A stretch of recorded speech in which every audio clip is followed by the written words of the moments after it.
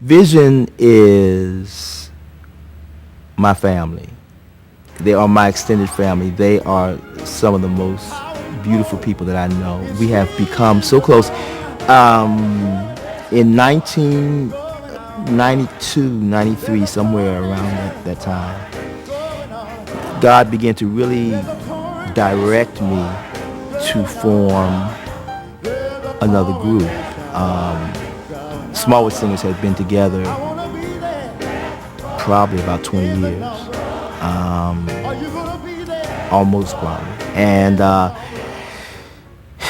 God was just directing me to go to a different level and to do something new. And of course, change is always difficult. And it wasn't something that I was really comfortable in. It wasn't something that I was really excited in the beginning about doing, because I was a little nervous, because people knew me from the small ensemble, the Smallwood Singers. I was like, well, what are they going to think if I get like a small choir or a larger ensemble on stage? But he kept laying it on my heart. And in 95, when I signed with Verity Records, I decided the first project I wanted to do was going to be this choir project. And I didn't know that it was going to be an ongoing thing. I thought I was just going to do like a choir project for this particular CD, and that was going to be it. And then I'd do something else the next. I didn't know God was really establishing a serious ministry here. And I remember sitting down in my den, and God began to dictate everybody he wanted in the group. A lot of people think that Vision is like a community choir where I have auditions. It's not that way at all. It's like these are people that God laid on my heart. Some I knew, some were part of the Smallwood Singers, some were part of my home church, Metropolitan Baptist Church, where the Dr. Reverend H. Beecher Hicks is the pastor. Some of them were part of that organization. Some of them I knew of but hadn't really worked with. Some of them I knew since they were kids, and I'd watched them like growing up and singing. But he just began to dictate who it was that he wanted as a part. And I wrote it down, and I just began to call folk. Those numbers I didn't get, I called folk who had the numbers and got them. And people's response were, when is rehearsal? We'll be there tonight. And from the moment that they got there, it was like they had been singing together forever. I don't want it to get any larger, and this is who Vision is. People always ask, you're looking for singers, and I appreciate their interest and everything, but no, this is who God gave me. Stephen Ford is one of the most gifted, humble, talented, wonderful people that you ever want to meet. Stephen played for me for a number of years in the early beginnings of the Smallwood Singers. In fact, the Textures Project, which the original Jesus, You're the Center of My Joy is a part of, Stephen is playing organ on that. We traveled all over the country together. And he has blossomed into a great producer. So when I was looking for someone to sort of help me in terms of the whole production end of it, my manager, Roger, mentioned Stevie, and I was like, it couldn't be anybody else but Stevie. Not only because he's such a great person and because he's so knowledgeable, but he knows my music. And I think that's important in terms of if you're co-producing or if someone's just producing you by themselves. They really need to know the artist. They need to know the music. They need to know the heart of the artist, where they're coming from, because they have to capture that, on CD, And so Steve has worked with me on all of the Vision projects, all the live Vision projects, Adoration, Healing, and of course Persuaded. And he's a joy to work with. I must say about my band, they were just absolutely awesome. Absolutely awesome. Of course, Stephen Ford on organ. Tony Walker, who's a part of Vision, who is undoubtedly one of the baddest keyboard players around. Bryant Pugh, who's another one of the baddest keyboard players around, who's been with me at least 13 or 14 years as my main keyboard player. Mark Walker on bass, who's just absolutely phenomenal. Just quiet. You never know Mark was so bad till he gets on the bass. He's a wonderful guy. Jonathan Dubose, who's got to be the baddest guitar player anywhere. He's been on 8 of my projects. And I always say, Jonathan, I'm not going to do a project unless you're on it, playing guitar.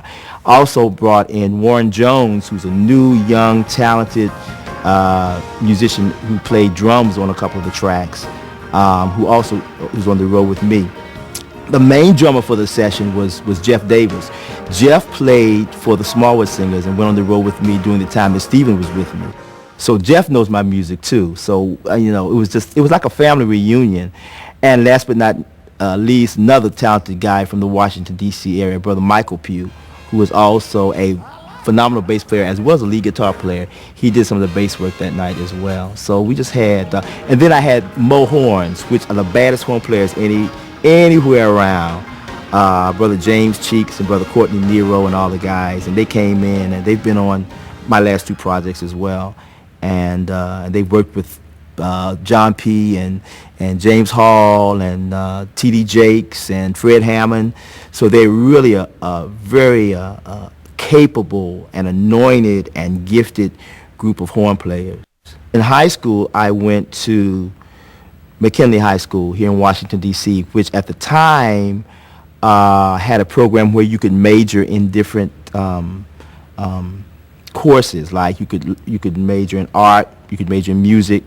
If you were interested in going into the medical field in college, you could major in laboratory techniques. So I was a music major at McKinley, where you got theory, harmony, history of music, the whole thing. So I still had people around me in terms of my peers who were interested in the same things that I was. And of course, my teachers always encouraged me. My 8th grade music teacher was Roberta Flack at Brown Junior High here in D.C. And she was like, Richard, come on, let me show you these chords and stuff like that. So my teachers always encouraged me. It was music all the time. I was an only child, so it's not like I had siblings to play with. So my time was basically spent playing music, listening to recordings. I remember standing in front of a mirror when I was probably 5 or 6 years old and putting on a recording, pretending like I was the artist on the recording and imagining that I was singing in front of thousands and thousands of people. I never wanted to do anything else. My parents were certainly not well off, and they sacrificed for me to go to college. They sacrificed for me to take piano lessons. They bought me a piano when I was probably 5 or 6 years old. They recognized, my mom says, when I was an infant in the crib, before I could talk or walk, she was standing at the crib and she heard me humming. And so it sort of frightened her. So she told my father, and he was like, you're really tripping. This is a baby. He might be saying goo goo and gaga, but he is certainly not humming, And she said, he really is. And whatever song that they would hear, what they would sing that morning at service on Sunday mornings, when they bring me home and put me in the crib, I'd start humming it. And one day, my father stumbled in on me on the middle of one of my concerts in my crib, and he ran to my mom and said, you're right.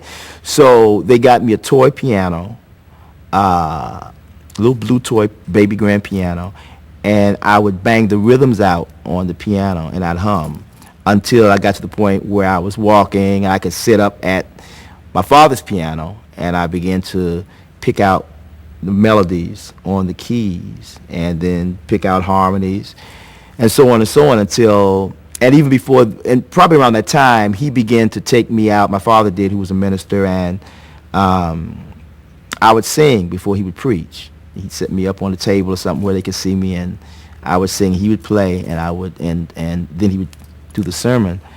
And then by the time I was 7 years old, I was playing for his church, playing for the senior choir at my dad's church. So, they recognized that I had a love for music and a gift at a very early age. So they encouraged it and went without so that I could get the education and the training that I needed.